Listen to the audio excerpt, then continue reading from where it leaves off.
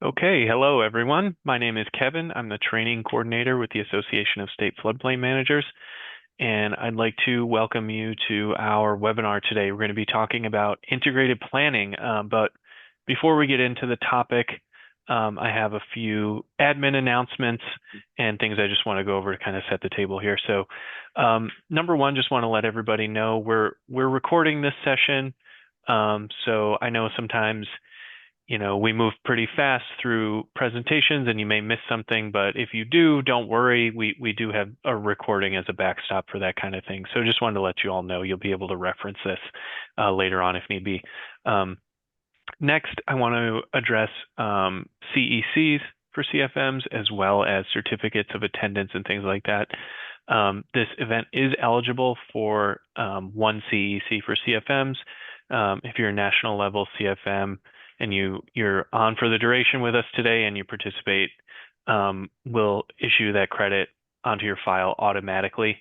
It takes about a week to do that, so give us some time with that, please. And then other follow-up will obviously be getting you a certificate of attendance as well. So if you have another certification you need credit for, or you're in you're in an accredited state CFM and you need a certificate for that, those will be coming too.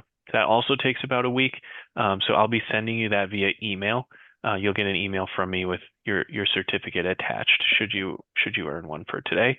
And in that email, I'll include any promise follow-up that might come from the presentation today. So if there are other resources or things discussed, we'll be distributing it at that time. And lastly, I just want to mention, we've got a really big group today. All lines are going to be muted, obviously, due to the size. But if you have questions and comments, there's a Q&A area within the Zoom interface here. Please direct questions that you'd like an answer to the Q&A area. The chat, as you can see, is kind of fast and furious with people weighing in on things. Hard to keep track of questions in that chat space. So again, locate the Q&A area if you'd like to ask a question. Thanks so much. With that, I'll turn it over to Jenna Moran. Jenna is the co-director of our Flood Science Center at ASFPM. So Jenna, if you want to tell us a little bit more about the presentation today. Thanks. Thanks, Kevin. Hey, everybody. This is Jenna Moran. As Kevin said, I'm the co-director of the Flood Science Center at ASFPM. I'm excited today that we're joined by Anne-Marie Marshall-Dottie, the Assistant Director of Disaster Resilience in the Emergency Management Division of Washington State, and Brandon Parsons, the Director of River Restoration at American Rivers, to discuss this topic of integrated planning for natural infrastructure and hazard mitigation. We're excited to have this webinar as part of a series for the Integrated Watershed Management Planning and Implementation Program that ASFPM hosts in conjunction with the National Association of Wetland Managers and the Environmental Protection Agency. So this is the third webinar in that series. But today we're going to be talking about Washington State's Emergency Management Division and the work they've recently completed with American Rivers to develop a natural and beneficial solutions project pipeline to build the case for investments in Washington State, creating connections between agencies and local governments to help communities access climate resilience funding when the time is right. So this presentation will provide an overview of Washington State's approach to disaster resilience and hazard mitigation planning, and it'll include insights in particular from last month's flood disaster. So I'm going to kick it over to you, Anne-Marie. And Brandon, if you want to go ahead and share your slides, I'll stop sharing mine.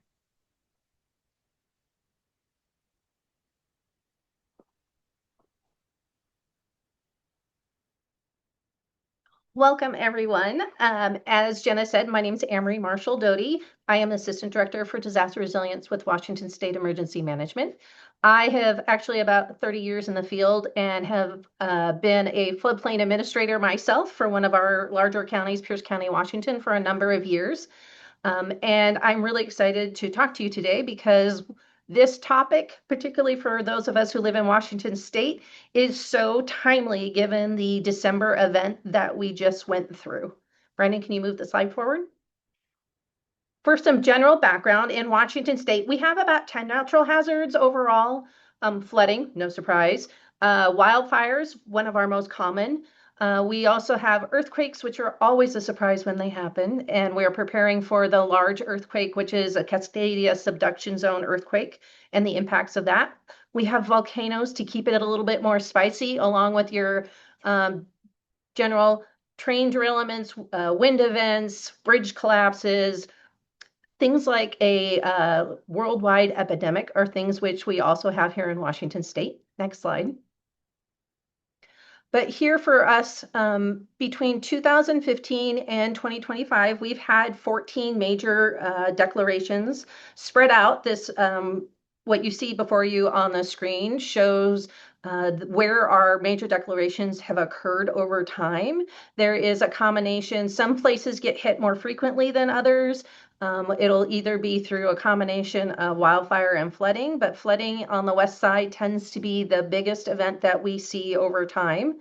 We have not had, well, we've had some big events. They haven't hit major declaration levels. The level that we have here in Washington State is pretty high, and given everything that's going on in the federal government, we're not quite sure where our next level is going to be. But I will say this last event that we had, it will be interesting to see when our final numbers come in. Next slide, please.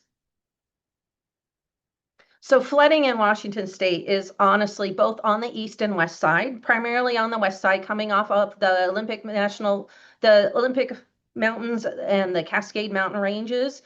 We have a lot of flooding across everywhere. That where you primarily see damages, though, is in Western Washington, where we're far more targeted in how much people live and interact and live within those floodplains. We also have a lot of farmland within both Eastern and Western Washington. So in certain areas, the impact to our farmlands are mixed together. And so it is one of those areas where it helps attenuate the situation, along with the salmon recovery and salmon, because out here in Washington State, one of the protected species we have is a number of our salmon species that we work to protect.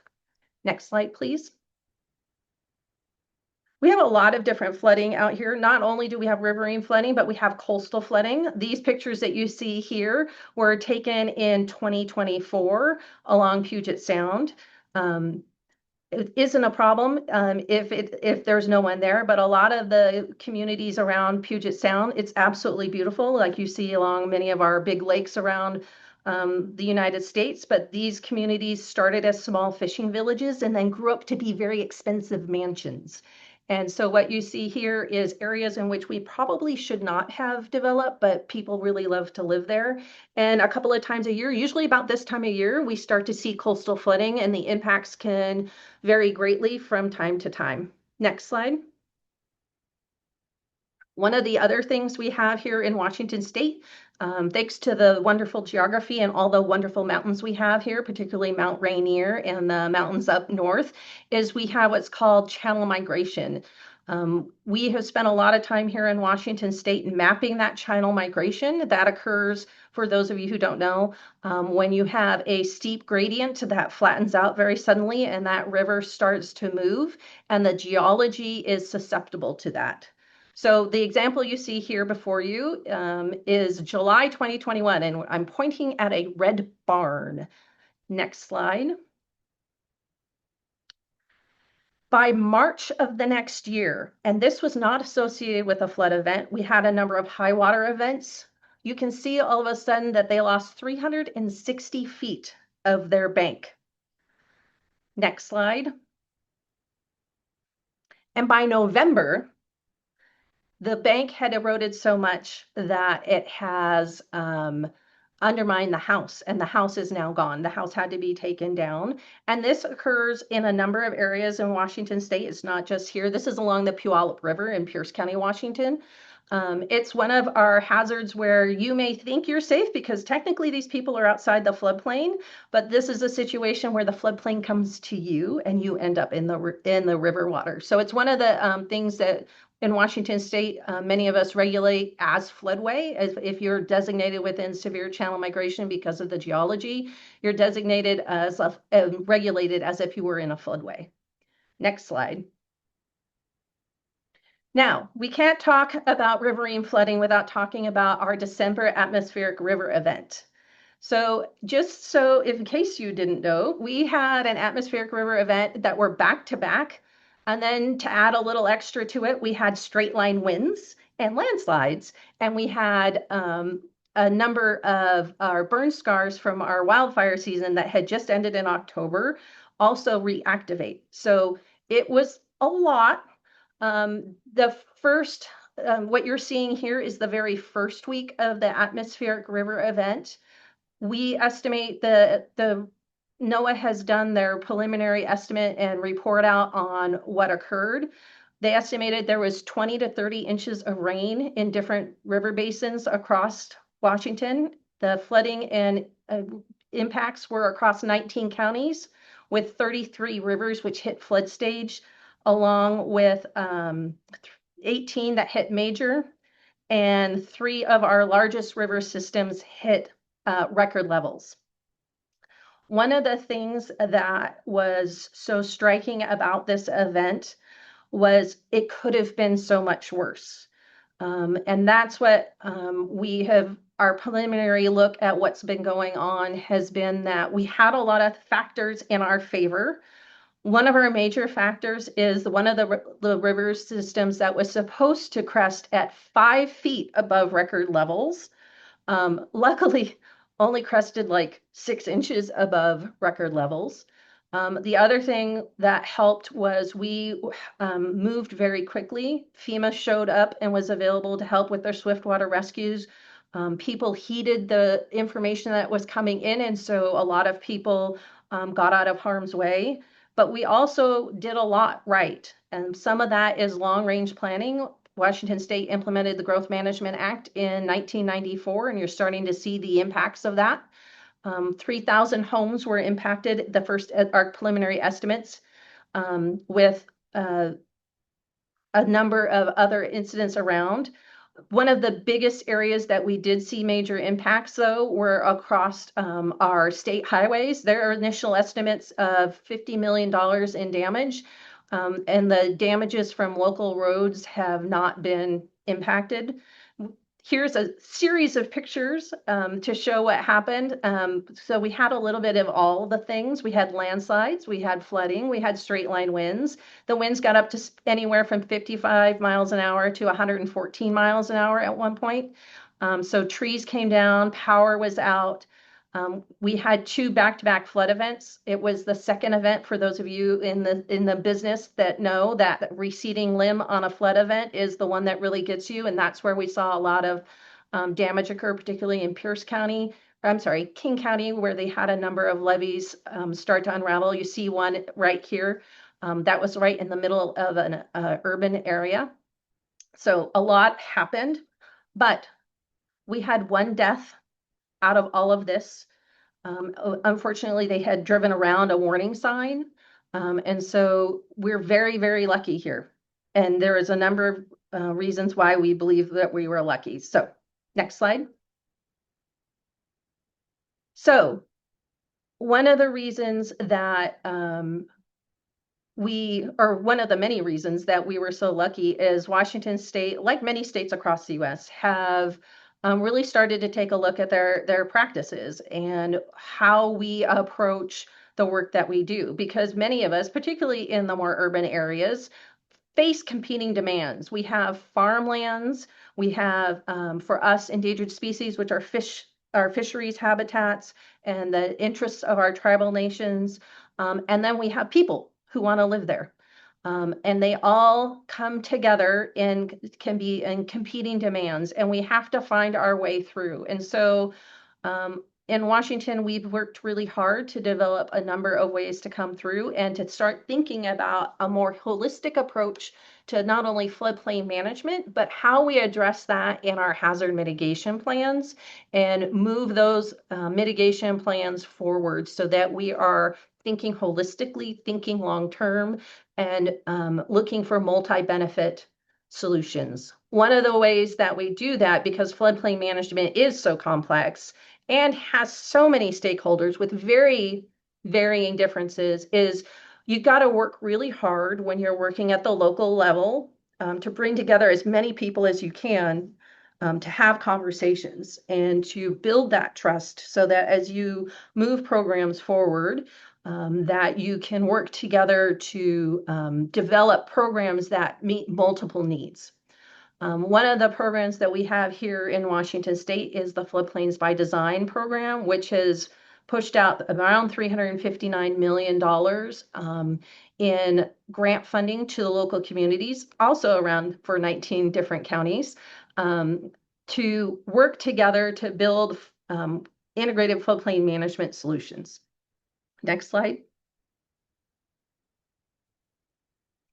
So what enables that approach? Well, we have a couple of things. We have logistically here in Washington State, we have a lot of already locally integrated groups, and that occurs for a variety of reasons, but we have a lot of programs that are integrated around salmon recovery, and we have groups that are integrated around farmland preservation, and we have groups around floodplain. And so those groups have already sort of naturally started to form. And so building relationships, and there's overlap. So building those relationships and being able to start to set up having conversations lends itself to that. And we have state agencies that are overlapped across and at the local level. We also have policies and legal requirements such as our Growth Management Act, farmland preservation, the building codes we implement, the floodplain regulations that we implement here in Washington State, and our tribal treaty rights that we work very hard to recognize and implement and make sure that we,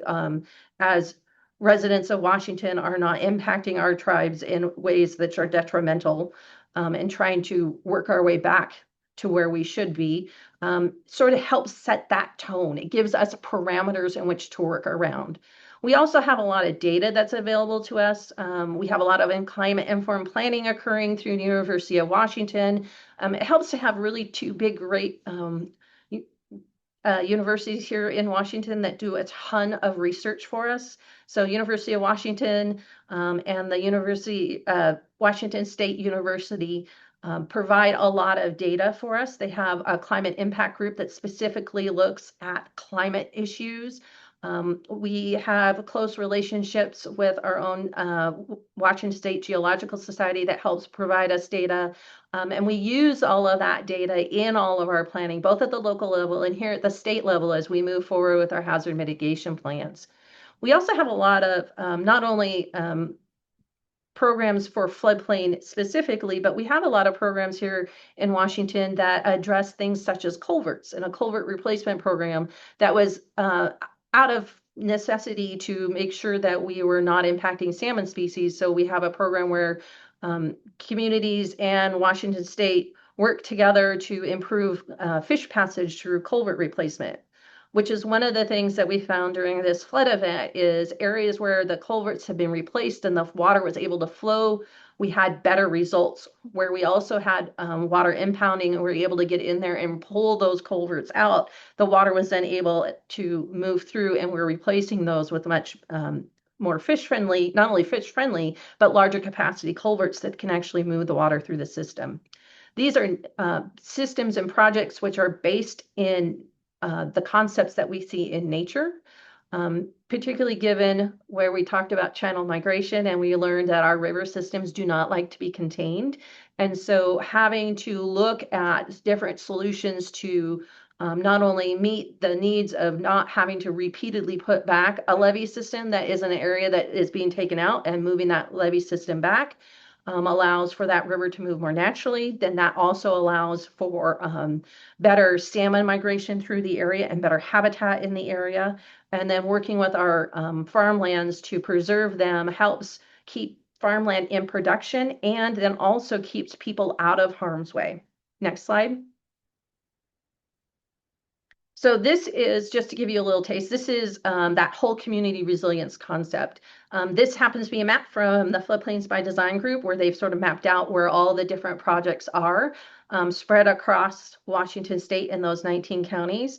I think while there's many facts and figures that can go along this, I think what strikes me when I look at these are the fact that through these nature-based approaches and looking holistically at how you approach floodplain management, they were able between 2013 and end of 2025, they estimate they've been able to, through either property acquisition or levee setbacks or home elevations or through other methods, they are able to actually protect about 12,000 homes. That's an estimate through various methods that they can do, which is given the flood event, that's where we had less homes impacted. Next slide. So how when we move forward, do we really think about whether you're here in Washington or in another state, what is methods and ways that you can look to improve this? And so one of the things that we looked to when I did it when I was a planner at the local level and here as the leading disaster resilience here at Washington and working on our hazard mitigation plans, it's really looking to leverage all of the plans that already exist because a lot of that work is done and looking for those multi-benefit solutions that already are occurring. So whether you take the information out of your salmon recovery plan, information out of your comprehensive flood plan or comp plan, and then bring them into your hazard mitigation plan, those are what allow you to have a more holistic approach, whether it's solving hazard mitigation in your area or looking to improve your flood hazard management. They all tie together, and the more that you can bring those together, the better. And for those in the emergency management field, one of the things that we see here in Washington is many of our smaller communities. I mean, Washington seems really big, but we have very many tiny communities and less populated counties, particularly in Eastern Washington and along our coastal communities. And capacity, and that's a real issue, right? Capacity at the local level can be very restricted. And so we encourage everyone when you're thinking about developing these plans, not to think just it's an emergency management type plan, therefore it has to be done by an emergency management professional. That's not true. For hazard mitigation plans, there are many people within their community that can help develop those. And so I'm making my plug, particularly for those in Washington, to make sure that when you're developing your hazard mitigation plan, you are working not only with your emergency managers, but look to your community development groups who have a lot of those plans and look to your salmon recovery and groups to help you develop those plans. Next slide.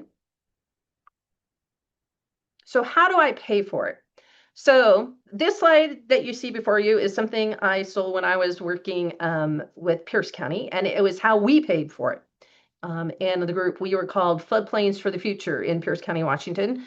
And we figured out a way to leverage money. And because it's really important and can be very overwhelming, particularly as the federal government funding source that we've been so used to starts to readjust itself on how those programs will be delivered, that you don't become overwhelmed. And I think one of the ways is what we discovered is by partnering with others, partnering with other organizations, partnering with other tribal organizations, you can really start to move the needle on getting projects done, particularly when you, as a floodplain developer, I called it leading with an open hand. I had a flood hazard management plan that needed to be implemented, and it didn't necessarily need to be implemented by the county. There are many other cities that could also implement that. And so working together to bring different funding sources together, whether you are able to have a flood control zone district, which Pierce County,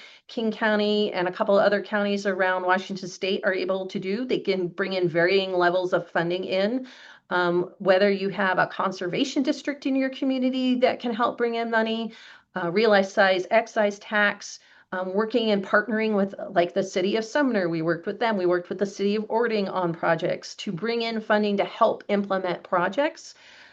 As you start to bring those forward and you phase your project, that's how you pay for these incrementally and move them forward. It doesn't have to be the full project all at once, particularly in nature-based solutions, because When you have to acquire property, or when you have to do designs and do the permitting and take into consideration the timeline for that, your ability to spread that funding sources out and that timeline out works to your advantage. Next slide. Brandon, it's your turn. Thanks, Anne-Marie. That was great. And thank you all for joining today. I'm Brandon Parsons, Director of River Restoration for American Rivers, also based out of Washington. So I want to take y'all way back to 2022, right? Think about what things were like a few years ago as we move forward, because that's when we really started developing this nature-based solutions project pipeline and this concept. And things were a little different back then, right? The challenges we were facing was we had a lot of need, as Anne-Marie mentioned. There'd been a ton of good local planning work that had happened that identified, billions of dollars in projects over the next couple of years, or the next 5 to 10 years. We also had the bipartisan infrastructure law, the Inflation Reduction Act. There was a literal flood of federal money that was coming through. There were also executive orders and federal policies that encouraged or incentivized nature-based solutions. So we were really kind of dealing with, wow, there's so much money available, and project proponents were being asked to plan at a scale that they had never been asked to plan before, right? So some of the funding announcements were coming out requesting, $10 million to $75 million applications. And that was a change, right? As Anne-Marie mentioned, a lot of these projects historically, we've been trying to figure out how to, right size them and, compile multiple different funding sources to make them whole, not asked to, throw everything in the same bucket and,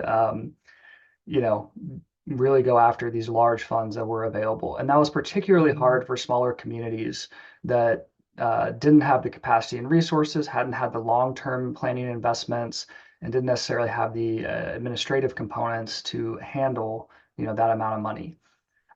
So Washington agencies really stepped up during that period to develop applications and, help communities develop these large packages of projects that we could then apply for federal money. But funders didn't have a clear sense of where those projects were, what the funding needs were, because it was a, kind of double-sided coin here. Like, communities were being asked to plan and, propose projects at this level, but also the federal funders, especially the ones we talked to at places like FEMA and NOAA, said, we have a lot of money that we want to spend in the next, we need to spend in the next, 5 years. And they're also looking for the best projects and applications and investments. So there was a gap where the funders, didn't know, what the funding need was and, who they should be reaching out to and working on developing these applications. So flash forward, 2026 is a little different, right? We don't have the same kind of funding environment that we did. We don't necessarily have the same policies in place that encourage nature-based solutions. And so states are increasingly stepping up, to fill that gap. And some of the examples that Anne-Marie mentioned are really good examples of how Washington and Washington communities have stepped up. So I want to get into what we did through the Nature-Based Solutions Project Pipeline. So this was funded by FEMA Region 10 through a cooperating technical partnership. And, we worked with, American Rivers, Bonneville Environmental Foundation, which co-leads the Floodplains by Design program with our Department of Ecology, Washington's Emergency Management Division, and Marie's team, as well as our consultant, Tetra Tech.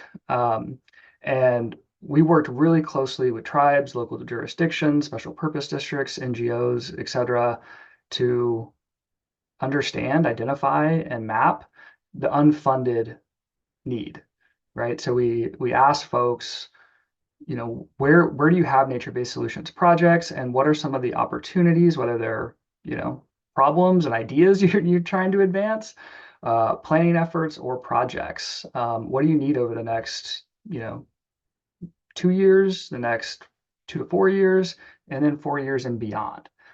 And the goal of this was really to tell the story and build a case for investment in Washington, but also to create connections between agencies that have an opportunity to access the funding and local communities interested in advancing that work. And then by collaboratively identifying and mapping where that future, technical and funding assistance could be focused, and creating those partnerships, people would be better able to pursue funding. So the types of projects that we looked at were nature-based solutions, obviously, that include like levee setbacks, dike or levee breaches, large wood placement, sediment storage, wetland and floodplain restoration, uh, conservation easements, acquisitions, et cetera. So really a variety of things, and they spanned, across, both opportunities, kind of more in the conceptual planning phase, to hazard mitigation plans or comprehensive flood hazard management plans, all the way through to shovel-ready projects. So what we documented across just 42 activities across 12 tribes, jurisdictions, special purpose districts, and NGOs, were over $450 million in need over the next 4+ years, which would occur across about 17,000 acres of floodplains. And about 50% of these activities were in socially vulnerable or disadvantaged communities, those smaller communities that might not have the capacity to engage in these really major projects. So even across 42 projects, a lot of need. And I want to talk a little bit about the process we took to do this, because it's not something you just bite off overnight, and that's honestly really simple. It took a lot of work and a lot of ground truthing to develop this. So we first collaborated with federal, state, and local partners to determine potential suitability of funding programs. And for this one, based on the timeline and where we were at, we started by looking at federal funding sources, but also looked at a few state funding sources.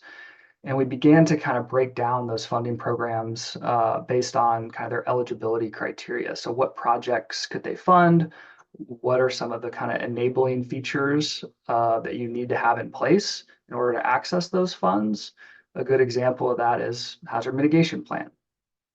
So we distributed a survey to project sponsors to help identify where those projects were. And in that survey, we asked not just, what's the name of your project, give us a description, give us the cost, that kind of thing. But we also asked, do you have a hazard mitigation plan? Is this project included in your hazard mitigation plan? Because that opens the door for FEMA funding. Have you conducted a BCA? Is this included in your salmon recovery plan? Because that may open the door for some NOAA funding or state funding. So we asked some kind of leading questions based on the funding criteria, which enabled us to not only identify where these projects were, but also potentially, what funding sources they may be suitable for. So this is not a guarantee of like, oh yeah, you're definitely going to get a brick grant because you have these things. But it was a way where people could focus their efforts instead of applying, to all the funding sources that were out there. They could have a little bit better idea of like, okay, if I focus my efforts on these programs, I might be more successful. And it also helped identify, where planning and technical support may be needed to advance this work and maybe kind of get them in a little better shape for those funding applications. So that's kind of the process we went through. And I will say at every step, we ground truth this information. We had lots of one-on-one meetings with project sponsors, with agencies to really make sure that, we had all the information correct, that folks were comfortable with this approach, and worked collaboratively to move it forward. So what we came up with, and I'll have a QR code here in a minute where you can kind of see the map in more detail. But we have a map of 42 project activities across the state. This is a summary of some of the information that's included. So when you click on one of these pins, it pops up with a lot of this information. So funders can see the project, but also local communities can share it, amongst themselves or with potential funders to give them an idea of need. So this is a project in King County, the Desimone levee repair and upgrade. And you see, they're hoping to upgrade their levee to a 500-year level of protection, and it's going to cost a lot of money. But this was one project, this is one levee that failed during the 2025 flood.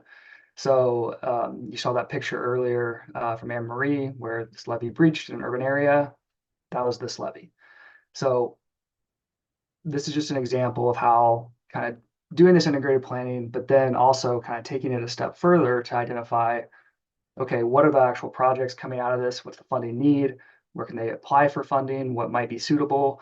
Can really help you. And unfortunately, we didn't have enough time to raise $40 million for this levee upgrade before these floods, but it is a way of being able to kind of more proactively and strategically plan for where those investments can go. So, some of the key lessons learned. I've already mentioned some of these, smaller communities may be more at the identifying of a problem or planning phase.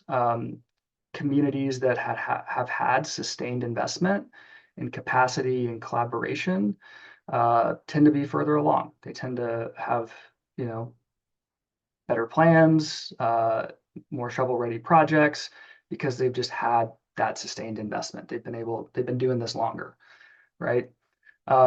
And while this pipeline was built for federal funding at the time, we've actually seen it being applied more for state and local funds as well. So several of the projects that are on here have now applied for floodplains by design grants, other state grants. So again, it was a useful process to kind of get people thinking about really the next step of their project and how they get it moving forward. So with that, this QR code has a link to the map, but it also we developed a lot of other resources during this project. So, some planning and funding BMPs for FEMA nature-based solutions, BCA considerations. These are pretty high-level resources. We know that there's a lot of other good resources that are out there, but we kind of looked at this more from a Washington perspective and tried to provide, some high-level resources that folks could start using, as well as we did several webinars about integrating nature-based solutions into planning, as well as an acquisition and buyout series. So there's more information on this on the story map if you want to take a look. Now, before I close, I wanted to give credit where credit is due. So American Rivers, we're a national organization. We're really focused on advancing integrated floodplain management. And you've heard a lot about what Washington is doing, but there's also great work happening from across the country. As I can see from all the participants here and all the chats that are coming through, there's folks across the country. So I want to share just a couple examples of some of the work that's happening elsewhere that's kind of similar to the things that we've talked about here in Washington. This is by no way, an exhaustive look, but it's just a couple examples that, may be helpful to show that this is not a one-off in Washington, that there's a lot of other really good work happening across the country. So I want to use the same kind of framework that Anne Marie shared earlier. So looking at kind of people's policy and projects, just to start. So in Iowa, following the floods in 2008, the Surface Water Protection and Flood Mitigation Act was authorized. That created the Water Resource Coordinating Council to help coordinate efforts across agencies, but it also created, the watershed management authorities that help enable local watershed planning across political boundaries. And there's some authorization in there that local communities can establish MOUs, or these watershed management authorities can establish MOUs with local communities so that they can formalize that relationship and advance that work. So good example of kind of integrated watershed planning. Similarly, in Minnesota, the One Watershed, One Plan program incentivizes integrated watershed planning. across all 60 of their watersheds. So they have funding programs available to support the planning and the implementation of this. And through that kind of incentive-based approach, 90% of the watersheds are now participating in that. And my understanding is their kind of driving factors or might be a little different. It might not be just flooding, but it could be water quality and other things that enable these plans. But the concept is similar, right? Where you're doing integrated planning to meet whatever needs you have. Texas is another example. In 2024, they created their first state flood plan. And so, but in doing that, they divided the state up into 15 watersheds. Each collaboratively developed their plan. Those local plans rolled up into the state flood plan, and the state documented $49 billion worth of need. And that can roll right into their flood infrastructure funding source, which just got a big boost from Proposition 4. So some examples, again, I wanted to kind of there's no one size fits all approach to this. So these are different geographies, different approaches, but they kind of get at the same goal. And then in the policy landscape, as Anne-Marie mentioned, Growth Management Act and comprehensive planning helped Washington, avoid more damages in the floodplain than we would have expected from this flood. So by having some growth management and comprehensive planning policies, we're able to steer that development away from high-risk areas. And there's several states, Washington, Florida, California, Oregon, Maryland, Hawaii, et cetera, that have similar regulations in place. New Jersey has also is in the process of updating their policies to better account for climate change. They establish what does it say? Inundation risk zones. They are trying to adjust their planning for a 2100 climate scenario. So they're increasing freeboard, they're establishing kind of new inundation zones, and they're trying to streamline the regulatory process. So they're taking, more of a kind of regulatory approach to this versus Ohio. Their H2 Ohio program has more of an incentive-based approach. So they have a lot of funding that can be used to incentivize projects specifically around nutrient management.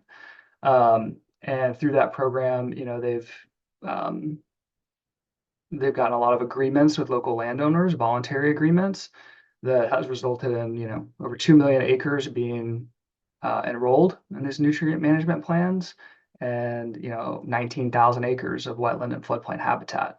So again, there's no single approach to this. Different states are doing things in different ways that meet their needs, but really impressive work from a lot of these states. And then finally, there's so much happening in the state pre-disaster mitigation space. I tried to include some examples here, but obviously there's more. I'm going to try to breeze over this, but both New Jersey and Florida have really good acquisition programs. The Florida Forever program has restored about 2.5 million or has conserved about 2.5 million acres for habitat and flood mitigation since 1990, partially to prevent future development from being in those risky areas. Whereas the New Jersey's Blue Acres program focuses on acquisitions and buyouts of existing structures, and they've been doing it since 1995. Yeah, 1995, and have acquired I think 1,200 properties. So Florida is a good example of acquiring land, conserving land before development occurs. New Jersey is coming in after and helping folks relocate. South Carolina, they have a state office of resilience. I know several states now, I think 12 to 15 states have chief resilience officers or offices of climate resilience that are kind of helping to coordinate efforts at the state level. And South Carolina has done a lot of great work in updating their data and collection programs, coordinating local watershed efforts, and conserving natural floodplains and riparian buffers. Virginia, their Community Flood Preparedness Fund has delivered, I think over 200 million across their program areas. They fund capacity building, studies, and implementation. And my understanding is that their evaluation criteria looks at, large nature-based solutions, gives more points to large nature-based solutions that occur across multiple census tract areas and that provide, long-term resilience. And then finally, I'm going to just kind of group California, New York, and Texas. Those are all states that have had big infusions of revenue from propositions. And each of them has a system where they, do the local planning, and then that identifies priority projects, and then that can roll up into state funding sources, which are then funded, by these propositions that generate a lot of revenue. So these are, again, just a few examples of what other states are doing, but I just wanted to share that to, again, give credit where credit is due and acknowledge all the good work happening across the country. So with that, thank you. Awesome. Thank you, Anne-Marie and Brandon. Really, really good stuff going on up in Washington and across the country. We have some good questions in the chat. I thought I'd start with a couple questions relating to Washington State's policy and regulations. Group a couple of these that have come in. And Brandon, you nicely, characterized if folks were home rule or Dillon rule on those slides towards the end there. So Anne-Marie, one of the questions is, does the state of Washington have floodplain regulations implemented statewide that supersede floodplain regulations established by counties, or do counties have the ability to establish their own? So if you could talk about Washington's home rule a bit, that'd be great. Yes, so Washington also is a home rule state, which means that while Washington has set the minimum standard, and our minimum standard is a little more restrictive than the National Flood Insurance Program standards, each county has the ability to tailor the regulations to their own needs within that county. But the minimum standard is set by the state. And that's how we do it here in Washington. The minimum standards is the state regulations, whether it's through the Washington Administrative Code or the Revised Code of Washington. That's what the minimum standards are. And then each county and then therefore city sets their own. Thanks, Anne-Marie. And then relatedly for Anne-Marie and Brandon, there's a question from Jay Springer and Jay Park. From your description of the management policies in Washington, there's a lot of collaborative efforts. So there's a question to who assembles, houses, and heads the gathering of information. And relatedly, as you upstart those collaborative efforts, can you share any sort of challenges or creative ways to bring those various interest groups together? Well, I have an answer, and I'm sure Brandon has an answer also. And my answer, I will fully admit, I spent many, many years at the local level, at the county level. And so my answer is a little more biased that way. What I would say is what you see where it becomes more effective, and why Floodplains by Design has been such a great program is it sort of filled a gap between funding you get through the federal government and funding you can get locally. And it was more carrot than stick. And so it helped specifically encourage communities to work together. And in fact, you scored higher in that process, in that grant ranking, when you put your application in, if you had more partners at that table. And through that, what you see is more communities therefore pooling their resources and working more collaborative together. Conversely, part of that is because we are a home rule and you can't tell me what to do, requires you all to figure out how to work together in order to get things done. Because as we all know, water respects no boundaries and will go wherever it wants to go. And so developing those collaborative relationships is what allows a lot more work to move forward. But it takes a lot of time and a lot of commitment. And who leads that? My bias is to say that it is best led at the local level by a group that pulls it together. And that has the ability to, you're applying for grants together, and that group has the ability to help like bank it, right? And help smaller communities where they might not have the financial stability to front money and get reimbursed. That group then helps with that, and that's how it works. Or it could be another group, just depending on the politics. Well, Washington may seem very liberal. I will tell you, we have one big, huge pocket, and then it is like the rest of the United States, very diverse once you get out of the urban core. And so you need to be cognizant of that, and who leads in those areas depends on the politics in that area. Brandon, what would you say? I would say, well, one of the things that I'll just add to what you said. I agree with everything you said. One of the things that we've heard from project proponents that they really like about the Floodplains by Design program and that funding source is how flexible it is. So you can fund everything from capacity building to planning to acquisitions to conservation easements to, nature-based solutions or habitat restoration, all under one program. And you can submit packages of projects versus individual projects. So you can submit, one large capital project, but oftentimes communities may submit one large capital project, a couple planning efforts, and then, an item for capacity building and that kind of thing.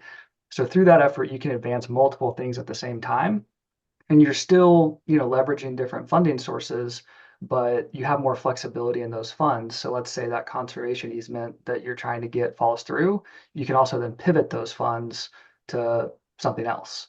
So I think that flexibility in the funding sources is really helpful. And then from the local planning perspective, the integrated planning perspective, there's just so many interests in the floodplain. I often describe floodplains as the confluence of competing interests because everyone kind of wants a piece. And so just sitting down with folks that, you don't agree with or maybe you haven't worked with before, but that also has a stake in the floodplain is the best way to start those conversations. And you got to build that trust first, and then you'd be really surprised kind of where you can get. I think one of the other lessons I learned through all of this process was asking better questions. And instead of approaching all of this, whether it's nature-based solutions, whether it is a conundrum within your own organization, to ask, what problem are you trying to solve, rather than how am I going to solve this problem? Because you need to make sure we're all trying to solve the same problem, because I have seen projects completely shift when everyone got on the same page and went, wait a minute. What we really need to do is X, Y, and Z. And not only did we change the project got both less expensive and less complex because we figured out exactly what we were trying to do. And it met multiple needs in the most simplistic way possible. And I learned that the hard way, and I had to have one of my staff members sort of beat it into me at the time. So I fully own that one, and I've gotten much better about that. Yeah. That's a really, really good point. Always making sure you're on the same page at core level it's a good starting point. So there's another question related to sort of policy and regulations, but more towards sort of programmatic and funding and at the legislative level.